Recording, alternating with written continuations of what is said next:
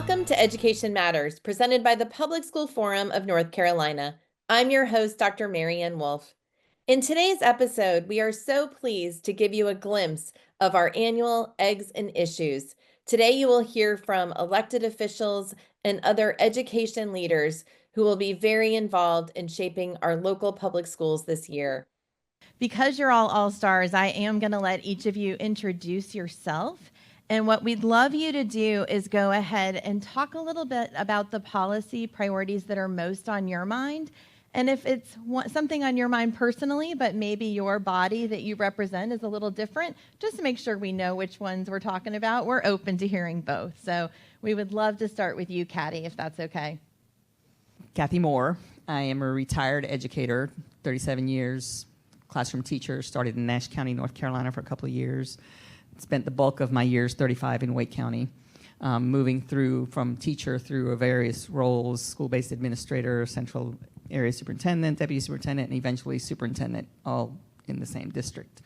And now, as a retired superintendent, I am providing some service as a member of the State Board of Education. So, you know, I guess you just can't always let things go once you become an educator and you continue to find a way to serve or to provide, you know, voice and collaboration and that sort of thing. So I think when I think about the work I've done as an educator and now as a member of the State Board of Education and the things that are the priorities that the forum has put forth today, as an individual, I believe that the work around reforming the accountability model and our assessment work is something that can have direct impact on students immediately. And I do think that while we do have a state accountability system and we do have a state testing system, there are things that we can do that do not run afoul of existing legislation as we wait for legislation to be updated or changed, that help us build a picture, a more comprehensive picture of what is happening in our schools, because parents love their schools and their principals. They don't give a flip about central office for the most part, or perhaps even the state level, but they love their schools because that's where the community is. So how do we make sure that our policies and practices and supports at the state level build the capacity and the understanding of how schools can do that work? And build that complete picture of what's happening in a school with the existing tools that we have, in alignment with, you know, not in opposition to whatever accountability system we're using at this time. Superintendent Green. Great. Good morning. Certainly my honor to be here with you this morning. My name is Maurice Green. I do go by Mo, and I am honored to be North Carolina's Superintendent of Public Instruction.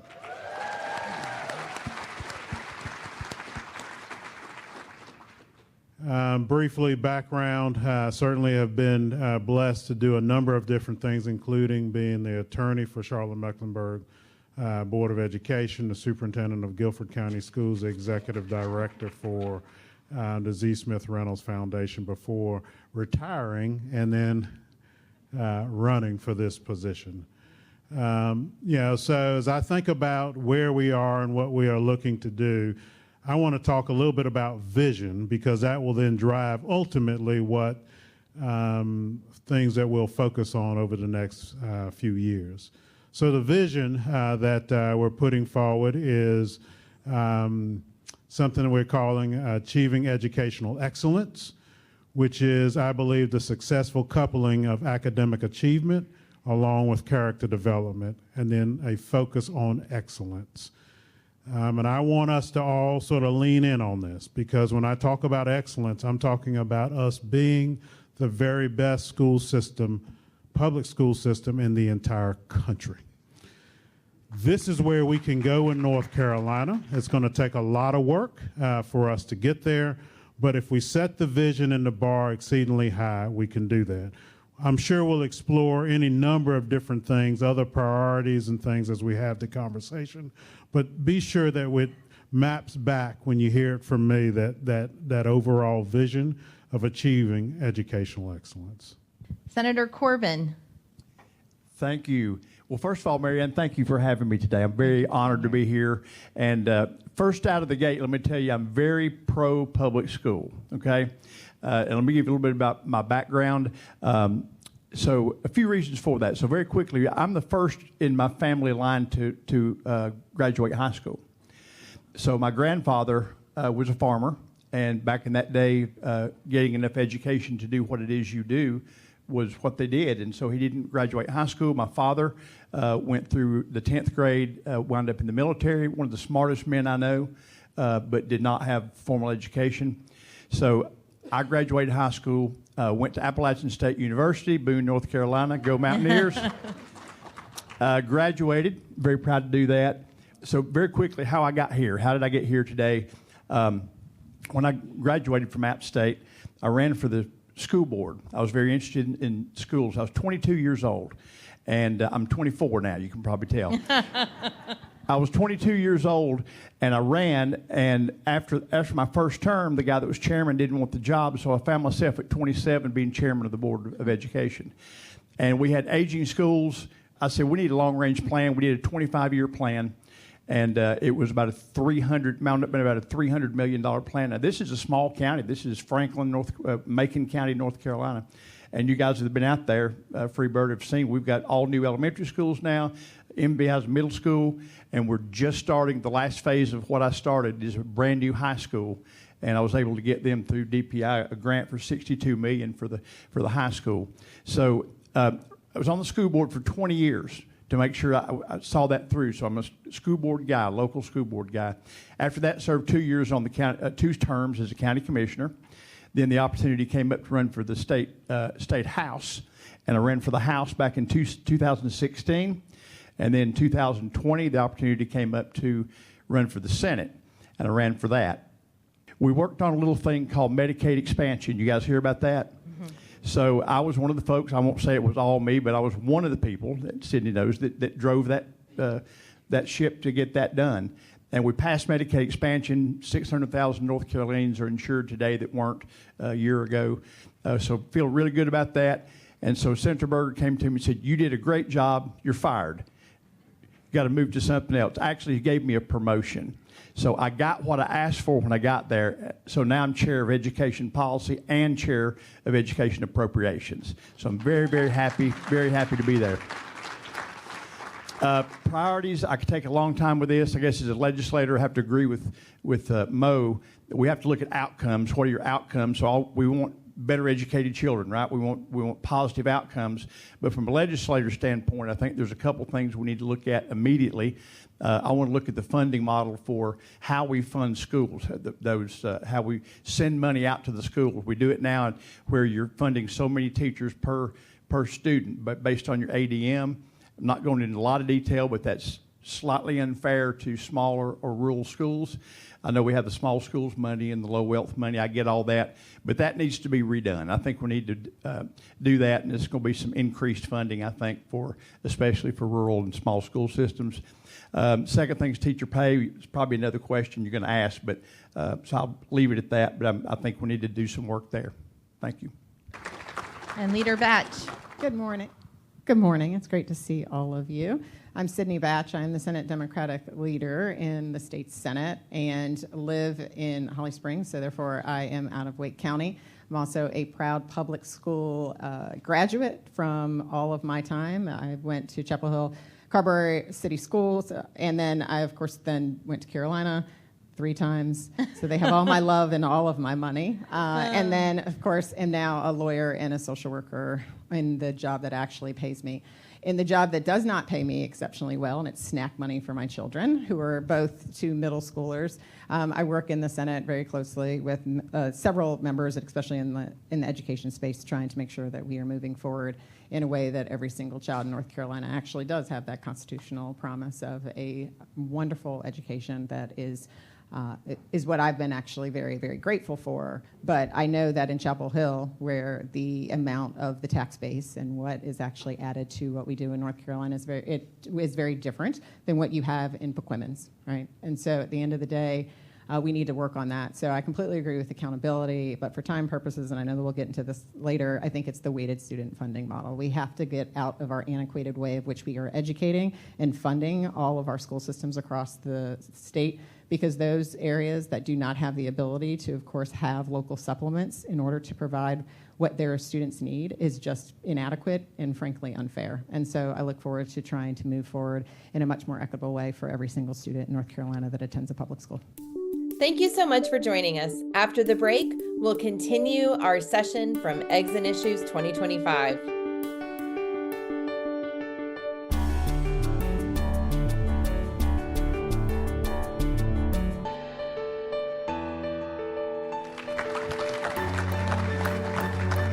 Throughout the day today, we did hear a lot of conversation about the recruitment and retention of educators. And we know we both have vacancies in our classrooms, but we also have more non-certified teachers than we've had before.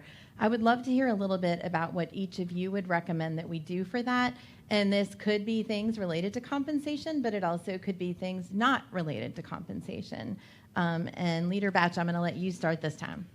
So what I would say is what is free would be actually just letting teachers teach and give them the respect that they deserve. And so that comes along with a number of things that don't actually cost any money, which is cutting red tape. But I also would say giving teachers the flexibility that a lot of our private schools and our charter schools have to teach the way that they believe that their students need to achieve. And we don't have that. There's a lot of red tape for teachers. And I think that that's one of the things that we certainly need to change. And then, again, money doesn't solve all problems, but it solves most of them. So we just need to pay people to do the jobs. We pay nurses in hospitals, right? When you don't have a nurse, you have the nursing shortage, you know what they do? Locums. All of the doctors, all the nurses, they come, they can price gouge, but everybody's going to pay that nurse because they need that coverage. We have a healthcare shortage in North Carolina. So while we are talking about the healthcare shortage, we should also talk about making sure that teachers in the profession and all of the individuals that work within our system and our school system are actually paid the rate that they are, because public schools don't have the ability to go ahead and have a locums work. Yeah, we have long-term subs that don't get paid. But if we were actually paying teachers what they deserve and giving them the respect that they need, we would not see the attrition rates that we currently have in North Carolina. Thank you. Senator Corbin, I promised I'd let you talk more about this. So, okay. Yeah. Is this the teacher pay? It is. Okay, I got you. So I had a conversation with Dr. Jim Beeler. He's at Appalachian State University. A lot of you know him. He's over the Gear Up and other programs. And he and I were talking about the pipeline of teachers and what it takes to get that up. And I think one thing you have to do is create something more favorable at the end of the pipeline so they want to get in it. That's why teacher pay and benefits and all those things are important, because it's at the end of the pipeline. So when you talk about teacher pay, I know the advanced teaching roles, those of you aren't familiar with that was started actually when I first got here. Back in 2016, I was in the House, but we started the advanced teaching roles. If you're not familiar with that, the old model, which is 100 years old, is basically a school has a principal and a bunch of teachers. But the thing in industry, you don't have that kind of model. You have the CEO of the company, then you have some managers here that help that people do their jobs, and that's kind of what that is. The advanced teaching roles are things like lead teachers. You've heard that term. So that was started in 2016. We permanently put it in the budget it was a pilot, and we put it permanently in budget. I believe that was 2020. Am I right, Sydney? So 2020, and that's $3.5 million recurring that's in the budget. And that's something that's working really well from everything I'm hearing. So when you have something that's working well, then you need to do more of it. So I think what we need to do is fund that more. If you look at the pay, it varies a lot across the state. So why is that? Why wouldn't a teacher in Graham County make as much as Mecklenburg? Because those counties pay supplements, local supplements. You don't see that. Teachers don't see that in the check. They just get a check. But where that money comes from, part of that money is a local supplement. So I've got counties in my district, very rural. I mentioned Graham County for a reason. Graham County pays zero supplement, none, no local supplement. So what we did, it was either 2 or 4 years ago, we started the state supplement program. So for all the smaller and more rural school systems, which wound up being about 90 of them, we're paying substantial supplements like local governments do, but we do it all across the state. And those supplements range anywhere from, I'm thinking my district, I know my home county of Macon County is a little more higher wealth, and not wealthy, certainly not wealthy, but I think our teachers get $2,400 a year bonus or supplement from the state. Graham County, which you mentioned a minute ago, they get $5,000. So that has significantly increased pay, at least in my district. And I know for a lot of you that you've seen that. You may not have seen that specifically in your check because it's not broken down, but that goes into what makes your total income. So I think we need to increase that. That's been a very good program. It helps local governments that can't afford to do those supplements retain and attract people into the teaching profession. And now I'd love to turn to thinking about children and what they need. And we've heard a lot about mental health concerns. Also, overall well-being has come up today for many people. So I'd love Superintendent Green and Ms. Moore, if you could both share a little bit about what you think the biggest needs are, and if you have specific ideas and how you'd like to address them. And if they're related to the legislature, that's okay, but it's okay if they're not too. So go ahead, Mo. Great, thank you. I'm going to start with just reading some numbers. School social workers, their association would say that there should be 1 to every 250. We're at 1 to about 969. School psychologists, the recommended number is 1 to every 500. We're at 1 to 1855. So I could go on with nurses, and I could go on with school counselors as well. So this is an issue where if we're really going to focus on the mental health of our students, we have to have the professionals working with our students to provide them the supports that they need. And you could certainly quibble with what the associations would say those numbers ought to be. But you must appreciate that we're so far away from those numbers that we have got to make progress on that. And that, again, is money. Now, I want us to, so here's the thing that we always, I think, are challenged with. Policymakers will oftentimes say, well, there's no more resources or there's limited resources. And absolutely the case that there is a limitation on resources, but if we are going to live into what our Constitution requires, which is for us to fund a general and free public education system, then the policy decisions that we must make must be ones that actually lift up and support our public school system. And so that means that there has to be additional resources that go into our public schools, that go into things like, in this instance, supporting mental health professionals across our state. I agree. And I think it's sort of another dimension on this, really, in addition to having the funding and the positions allocated, is finding those people. I think a couple of years ago, perhaps, the legislature wanted to assure that we had like one psychologist or in every single school district in the state, and we had districts that struggled with finding a person to take on that role, even though it was funded. So I think that kind of circles back to pay, compensation, and leadership in a building and community. So I think in addition to looking at what are our expectations and funding those expectations, and I got a little deja vu right there because I think I sat on stage a few years ago and said we need to fund what we expect. So I'll say it again, we need to fund what we expect. If our teachers and all of our staff in schools were free from some of the burdens that they're administrative, quite frankly, in some cases, around how they exercise their duties and responsibilities, the ability to connect with students and know who they are, and for all of us to exercise our role in schools as sort of first responders to the kids that are in our care every day becomes more accessible when you're not overwhelmed with all the other things that you have to do as the adults in the building. Ms. Moore, I'm going to let you start, but this is a sprint round, as we call it at the forum, and we're going to say, what gives you hope? So I'll just say that what gives me hope really is the number of people that are in this room. And I want to charge each of you to go out and teach one, right? Do not let what you heard in here today, what you felt that moved you, the wonderful student speakers and school practitioners who said things far better than any of us can say them, who are in the front lines every day, go out and tell it. And go out and tell it broadly. And then make sure that those folks that are in your circle understand how important our public schools are to each of our communities. They are the bedrock of an economic foundation, of a vitality, and we need to celebrate that and support it. So go out and tell it.